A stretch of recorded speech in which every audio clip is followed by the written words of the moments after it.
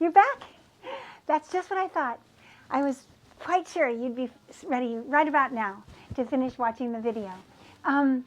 Now I'm going to tell you, I'm going to ask you and hope that you enjoyed that first little gadabout, our old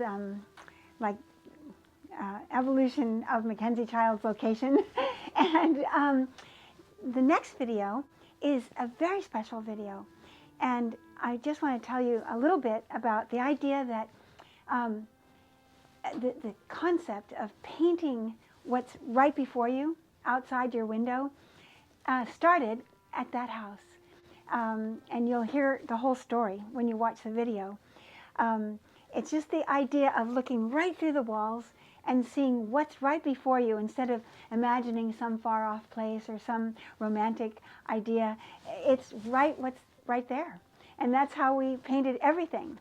And it started there, and it started by a very special person. So I think you're going to find it a nice surprise. Let's carry on.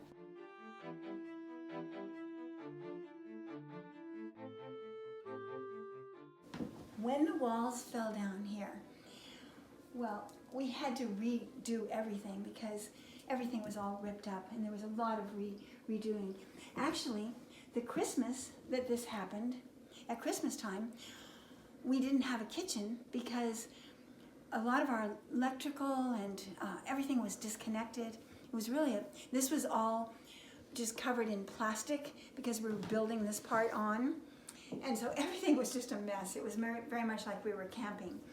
Well, at Christmas, we couldn't cook our Christmas dinner. So Richard made a wonderful idea. We had these stoves. They were kerosene stoves. And so there was a kerosene stove here, which we all would huddle around because there was no other heat. And it's and you know, you'd say, oh, are those good inside? No, I wouldn't recommend them inside, but because there was just wind blowing through, we were really more like we were out in a lean-to somewhere. So we didn't breathe anything that wasn't good to breathe. And so anyway, we had this kerosene stove. So Richard came in with a big pot of water and put it on top of the stove and put the lid on it, and we didn't know what he was doing. And he let that big kettle of water boil, and then he came in with 3 bundles. One bundle was 3 lobsters, one for Richard, one for me, and one for Heather, that boiled to bright, brilliant Christmas red. And the other bundle was of black, mussels, and those boiled until they opened up with their beautiful fruits of the sea inside. And the other bundle was of artichokes. Being from California, one of my favorite things. And when we moved to the Midwest, nobody even knew what an artichoke was yet. So it was always sort of felt like it was our vegetable. And so we had a Christmas of red lobsters, green artichokes, all boiled, and this glossy, lovely, patent black mussels, like patent leather mussels, dressed for Sunday dinner or Christmas dinner. And we ate like kings. And then he melted some butter in a little pot, and it was just dreamy. And do you know that every year since that, guess what our Christmas dinner is? You guessed it. You know what else is great about it? It's no work. So everybody has the holiday. Isn't that amazing? So these inventions and elegant solutions to life are really right before us all the time. You've noticed that, I know. I'm sure. It's amazing. It's always amazing, but it's so natural at the same time. It's great. Anyway, thanks for letting me remember it. Okay, the next thing that I wanted to show you is because we had, the walls were just brown before. Ooh, I don't know why they were brown, but they were just chocolate brown, a horrible color to paint. An indoor wall when, we made these windows bigger because we had to redo this whole wall. But the windows in the house were small, like those, or, you know, there weren't that many windows really originally. We didn't have all this whole wall of window back here. Isn't that beautiful? We didn't have that. And this wall was the wall of the house here, and it was just an opaque little wall. I think it had one little stupid window in it, just one little window. Like an old farmhouse to keep it warmer. They didn't need to have a lot of light because they were out working in the fields all day. So they kept the house warm and didn't necessarily think about the windows.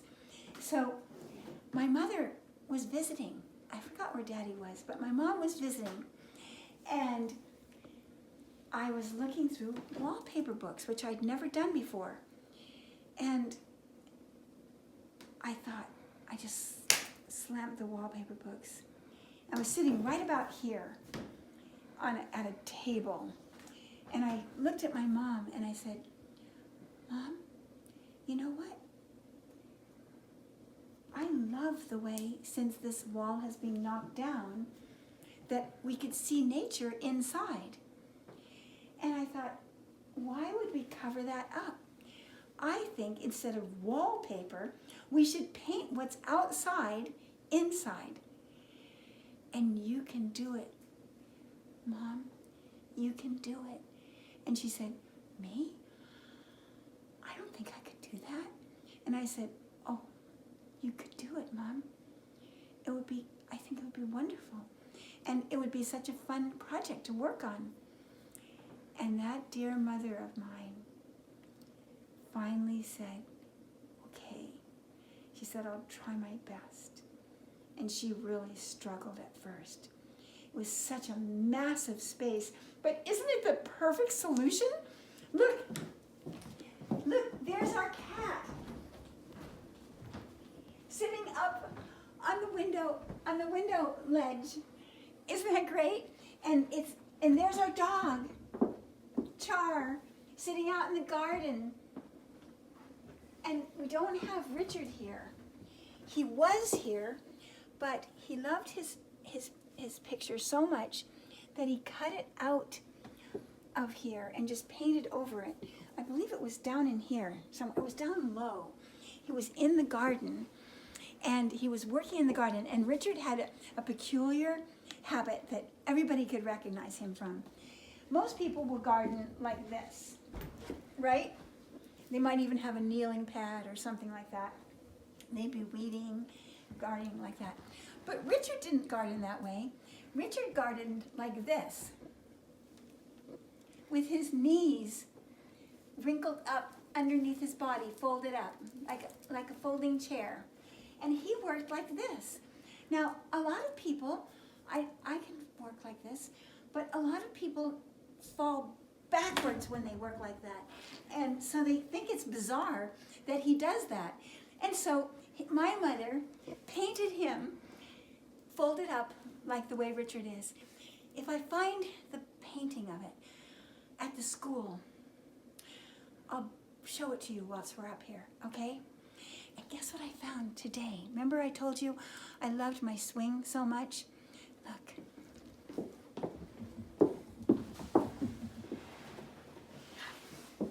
There it is. Can you see? Oh, wait a second. I'm swinging on the swing. Do you see that? That very tree out there where I told you we built that swing. Isn't that great? And then there's another picture of Heather. Oh, I can't believe I got that out so perfectly. Okay, it might snow.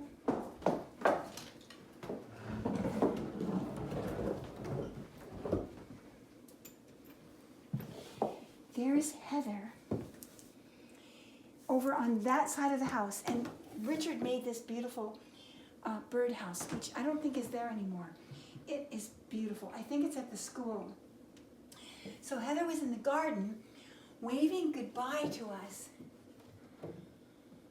And hung these doors here. I'm sure they wouldn't mind if I showed you. I'm not sure if I can get them off though. Maybe I can pick them up. Oh. Let's try with a light. I think we can see them with a light. I hope you can see it. Can you see a little of it? Oh, good. Well, Richard and I,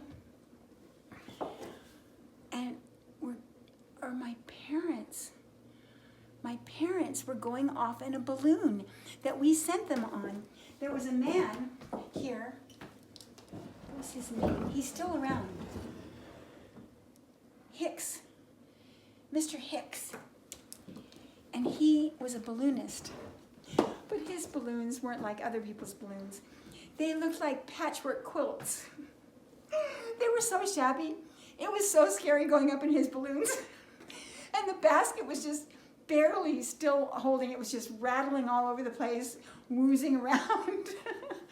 And we sent my parents off as a present to them one early summer morning when it was still cool outside so the balloon could lift up, and it went all across the countryside. And we've done it before too with our friend. And anyway, so there's Heather waving goodbye to them in the balloon. So our whole immediate family was shown in this space. And then she made the cows. Oh, this was a funny thing that she did. We came home from working at the studio one day. You have to come all the way down to see. And she said, well, I painted these cows, but I just didn't feel right about that cow not being all the way in the picture. So she continued the cow. If you get it just right, you can see that cow connects. He connects from one side to the other, around the corner and all the way on the other wall. So that just shows to me how funny my mom was. She would just get in these funny little experiences. And then she made the lake. Here's the lake. It's going all along. And then you can barely see it here. See the lake? You can't see behind here, but the lake, of course, there's a lot that you're missing, but the lake, see there, that's the lake carrying on. But then the lake just continues out there. This is before the trees were so high.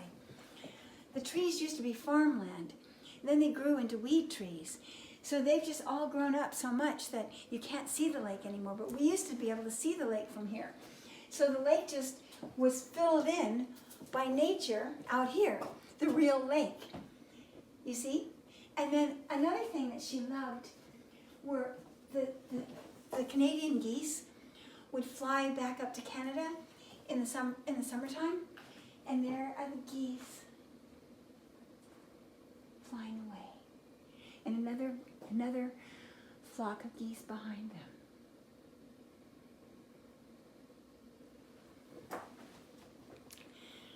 It's really fun sharing this with you, isn't it? I don't know, maybe it's boring, maybe I take too much time. I'll show you one more thing. I like this. Well, it's just fun because when we rebuilt this, we had so much fun putting little cupboards in. You know what that is? We used to stow things in there. And over here we stowed things. This little cupboard we found, we put this little latch on here. And this little thing we used as a handle. I think that's some kind, you know what? They have air conditioning in this house now. And I think they hid it in these cupboards. Isn't that brilliant? I think that's what it is. Or something, maybe heat pipes. But look, we also had a cupboard over here. This is where we had our stereo back in the day. And now you see, they have their, some kind of pipes going in these. But isn't it great that they were there to hide the pipes? So, and there you see the rest of this. So, my friends, I could tell you a couple more things. Here, remember I told you? I thought there was a lamp with some of this fringe on it. This is beautiful woven rattan. Look at this. It's called, I think it's called tatami. It's very, very beautiful work of rattan. And look at the thistle trim. And this is very big rattan. You don't even see that these days. It takes years to grow like this. We called this lamp the rabbit warren lamp. See all the rabbits? And they're coming out from under their warren. And then up on the top, excuse me, is one of our beautiful hand-carved thistles as a finial. You can barely see it. Look, maybe you can see better from here. Isn't it beautiful? Look how three-dimensional it is.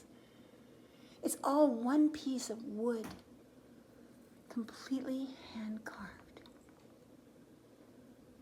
made in modern times. And you know how they sand and smooth the edges of the wood?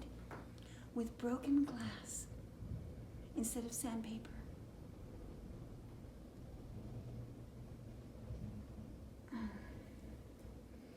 And then here's another one of our lamps that Ann and Chet just happen to have. Oh, there's a couple more.